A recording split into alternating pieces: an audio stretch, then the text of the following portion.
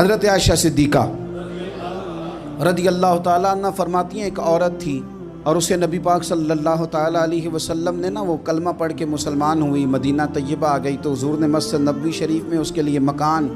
ایک سادہ سا کمرہ ساتھ مسجد کے بنوا دیا، وہیں رہنے لگی۔ اکثر وہ سیدہ طیبہ کے پاس آتی تو حضرت عائشہ صدیقہ رضی اللہ تعالیٰ عنہ فرماتی ہیں وہ بڑی باتیں سناتی اور آخر میں کہتی وہ ہار والا دن بھی بڑا عجیب دن تھا اور میرے رب کی قدرتوں کا دن تھا، وہ بھی بڑا عجیب دن تھا۔ سیدہ عائشہ صدیقہ رضی اللہ تعالیٰ عنہ ایک دن فرمانے لگی کہ تو ہار والے دن کا بڑا ذکر کرتی ہے، وہ کیا دن تھا؟ تو خاتون کہنے لگی اماں جی وہ دن تھا جب میرے رب پر بھروسہ اور مضبوط ہو گیا،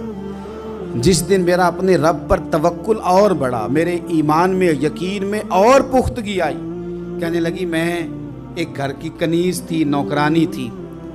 اس گھر میں ایک بچی تھی جس کے پاس سونے چاندی ہیرے جواہرات کا ہار تھا۔ اس زمانے میں چمڑے کے اوپر لوگ ہیرے جواہرات لگاتے تھے، کئی دفعہ سرخ رنگ کے چمڑے پہ لگائے جاتے تھے، وہ بچی پہنتی تھی تو کہتی ہیں وہ بچی کے اس نے اتار کے رکھا یا اس سے گرا وہ ہار تو چیل اسے اٹھا کے لے گئی گوشت سمجھ کے اور میرے سامنے اٹھا کے لے گئی۔ گھر والوں نے مجھ سے پوچھا، یہ بخاری میں موجود ہے، گھر والوں نے پوچھا مجھ سے کہ وہ ہار کہاں ہے تو میں نے کہا چیل اٹھا کے لے گئی۔ گھر میں کچھ چوری ہو جائے تو سب سے پہلا الزام کس پہ لگتا ہے؟ ملازمین پہ۔ کہتے انہوں نے مجھے بڑا مارا، بڑی تکلیف تھی، حتیٰ کہ میری شرمگاہ تک کی تلاشی، میری عزت اتنی خراب کی میں بتا نہیں سکتی۔ میں نے اپنی زندگی میں ایک واقعہ دیکھا، ایک امیر گھر میں چوری ہو گئی، ملازم کو اتنا مارا کہ وہ چارپائی پہ پڑ گیا، پولیس والوں سے اتنی مار پروائی گئی کہ وہ بیچارہ چارپائی پہ پڑ گیا اور پھر وہ اتنا بیمار ہوا اور کچھ دنوں کے بعد پتہ چل گیا کہ چور تو اپنا بیٹا ہے ان کا، پھر اس کا انتقال ہو گیا۔ اب وہ سیٹھ صاحب اور گھر والے آ کے مرنے والے کے کان میں معافی مانگ رہے ہیں، کان میں۔ تو میں نے ان سے پھر کہا تھا کہ یہ تو اب چلا گیا ہے، تمہارا زور چلتا تھا تو تم نے قانون خریدا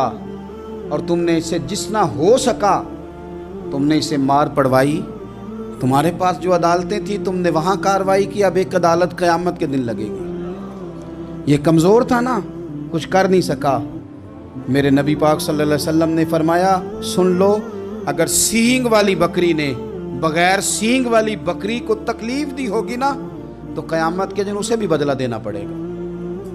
کہ تیرے پاس سینگ تھے اور تو نے اسے مارا تھا۔ وہ خاتون عرض کرتی ہے سیدہ عائشہ کی خدمت میں کہ مجھے بڑا مارا، مجھے تکلیف دی، میں کہہ رہی تھی کہ میرے سامنے چیل لے گئی ہے پر وہ نہیں مان رہے تھے، اماں جی انہوں نے مجھے بڑا مارا۔ حضرت عائشہ صدیقہ کہتی ہیں پھر کیا ہوا؟ کہنے لگی اماں جی جب کوئی میرا مددگار نہ رہا، مجھے تکلیف دے رہے تھے، رسوا کر رہے تھے، تو میں نے اپنے رب سے مدد چاہی، میرے رب کی طرف میں نے توجہ کی، میں نے کہا مالک اب تو ہی میرا مددگار ہے۔ کہتی ہے وہ مجھے مار رہے تھے تو وہ چیل جو ہار لے گئی تھی وہی لے کے واپس آ گئی اور ہمارے سروں کے قریب لا کے اس نے جب اس ہار کو پھینکا وہ مجھے چھوڑ کے سائیڈ پہ ہوئے، وہ میری بے گناہی جان گئے، لیکن آپ کو بتاؤں اس دن سے میرا اپنے رب پر یقین اور بڑھ گیا۔ مجھے سمجھ آ گئی کہ جب انسان پورا ٹوٹ جاتا ہے اور جب کوئی چاروں جانب اس کا مددگار نہیں ہوتا تو رب تو ہوتا ہے اللہ تو اس کا مددگار ہوتا ہے وہ تو پھر اپنے اس بندے کی مدد کرتا ہے پھر وہ تو توانائی دیتا ہے وہ تنہا نہیں چھوڑتا، وہ تو آنسوؤں والوں کے آنسوؤں پہ بڑا کرم فرماتا ہے، وہ تو قسم پرسی میں آ جاتا ہے، اس کی رحمت بڑھ کے استقبال کر لیتی ہے۔